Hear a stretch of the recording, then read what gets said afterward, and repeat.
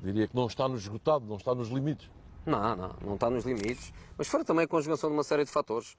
A crise em Espanha, à qual o Real Madrid passa um bocadinho ao lado, porque é uma empresa, entre aspas, com um sucesso fantástico, mas o Presidente e a Junta acharam que era importante da parte de uma das empresas mais importantes de Espanha este respeito para com a situação económica e social do país, não entrar num período como este em situações de gastos exagerados e, por outro lado, esse convencimento que o nosso plantel é jovem e que tem ainda um espaço de evolução grande.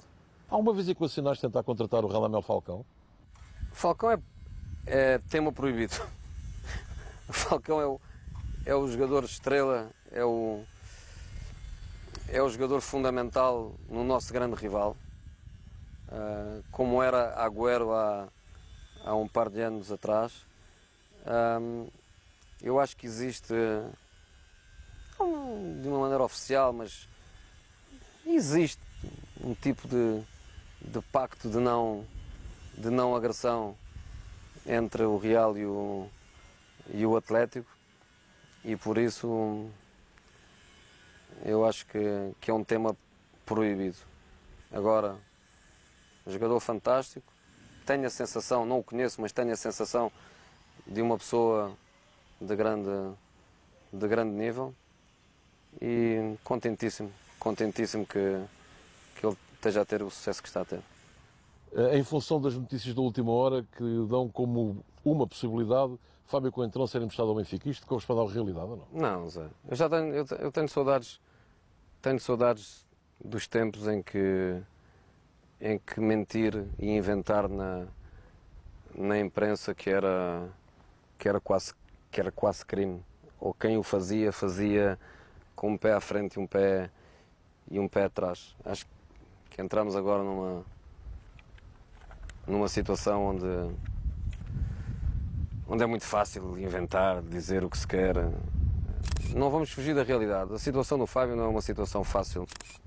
A minha esperança é que ele olhe para o seu lado direito e para o seu lado esquerdo e olhe para os seus dois inseparáveis amigos e retire dos seus dois inseparáveis amigos aquilo que deve retirar, que é uma personalidade fortíssima e um caráter fortíssimo, como é o Pepe e como é o Cristiano. O Fábio tem que ser capaz de superar uma situação que eu reconheço que desde o princípio não foi fácil para ele. Agora não tem nenhuma possibilidade de sair em janeiro, e muito menos um jogador que custou 30 milhões e que se nós quiséssemos, não queremos, mas que se nós quiséssemos tem um valor de mercado muito alto, impossível que possa sair na condição de cedido. Não achas que Tito Villanova foi extraordinariamente injusto com o Pepe quando disse querem um vídeo das suas patadas, agora em relação ao jogo de Barcelona? Parecia que as coisas entre ele e o José Mourinho também estavam mais calmas, afinal... Não, é giro porque o Pepe agora vive uma situação que faz uma falta por jogo e tem um amarelo por jogo. E porquê é que só faz uma falta? Porque se fizer duas, são 2 amarelos e fora. Então faz um jogo limpo, porque sabe que à primeira tem amarelo, faz um jogo limpo, quando chega o momento obrigatório, porque às vezes para um defesa existe um momento obrigatório de fazer uma falta, vem o primeiro amarelo, e depois quando vem o primeiro amarelo, entra outra vez nos minutos finais em não posso fazer a segunda, porque se faço a segunda vai o segundo amarelo. O Pepe é um jogador que lhe criaram uma determinada imagem, uma imagem confortável para muitos, mas que felizmente, como eu dizia antes, encontraram uma personalidade tremenda. Uma personalidade tremenda, um jogador fantástico e conseguiu ultrapassar tudo isto, conseguiu crescer e crescer sem parar. Hoje é um jogador fantástico, uma personalidade fantástica, um jogador amado e respeitado dentro do Real Madrid, e já ninguém, nem Vila Nova, nem nenhum Vila Nova do mundo consegue que as pessoas deixem de ver aquilo que o Pepe aquilo que o Pepe se transformou neste momento, e eu respeito muito, porque também para ele a situação ao princípio foi complicada. Ricardo Carvalho é uma bota difícil de descalçar. Estavas à espera que ele saísse? Não, o Ricardo... No fundo, o que é que se passa com o Ricardo Carvalho? Não, o Ricardo, eu próprio pensava que ele queria sair. Sinceramente, eu próprio pensava que ele queria sair. Um jogador tremendo, um jogador especial para mim, porque jogou comigo em 3 clubes, e se juntarmos os anos dos 3 clubes em que trabalhámos juntos, pois são 2,5 de Porto, com 3,5 de Chelsea, com 2,5 de Madrid, são muitos anos em que nós estamos juntos, e eu sempre vi o Ricardo como o suplente impossível.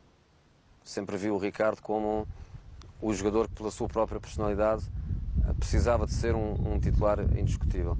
Com as lesões que ele teve o ano passado e com a criação, por força das necessidades, da dupla Sérgio Ramos-Pepe, que me parece de facto uma dupla fantástica, seguramente quando estão os dois a top, a melhor dupla de centrais do mundo, o Ricardo ficou um bocadinho para trás, também fruto da sua idade, e eu sempre pensei que ele quisesse sair.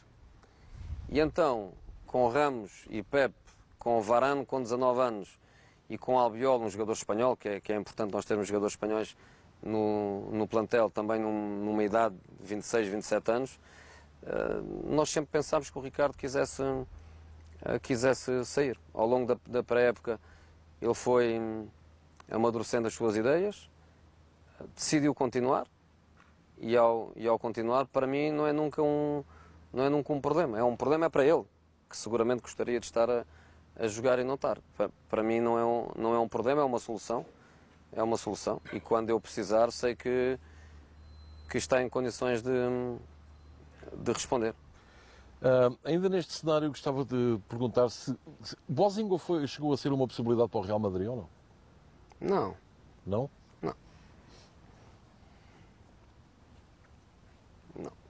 Eu tenho que ser bom para os portugueses, e trazer portugueses para o Real Madrid é ser mau para eles. Mas perguntava-te também, o Real fez um determinado reajustamento no plantel, e saíram jogadores como Altintop, Granero, Lasso de Arra, e saiu Saín. Saín foi um jogador que te desiludiu. O que é que aconteceu a Saín, que é um jogador com potencial enorme? Aconteceu que um plantel como o Real Madrid, um jogador não pode chegar lesionado. Muito menos lesionado para 6 meses. Está morto antes de nascer. É muito difícil. Ele tem que sair, tem que ir para o Liverpool como foi, tem que jogar, tem que fazer uma boa época e tem que regressar para tentar de novo. Agora chegar lesionado a um plantel com este nível de exigência. Acabou de chegar o Modric em perfeitas condições, e só pelo facto de não ter feito para a época tem necessidades e tem dificuldades de entrada na dinâmica do modelo de jogo que não é fácil de interpretar. Imagina um jogador que chega e que está 6 meses sem treinar.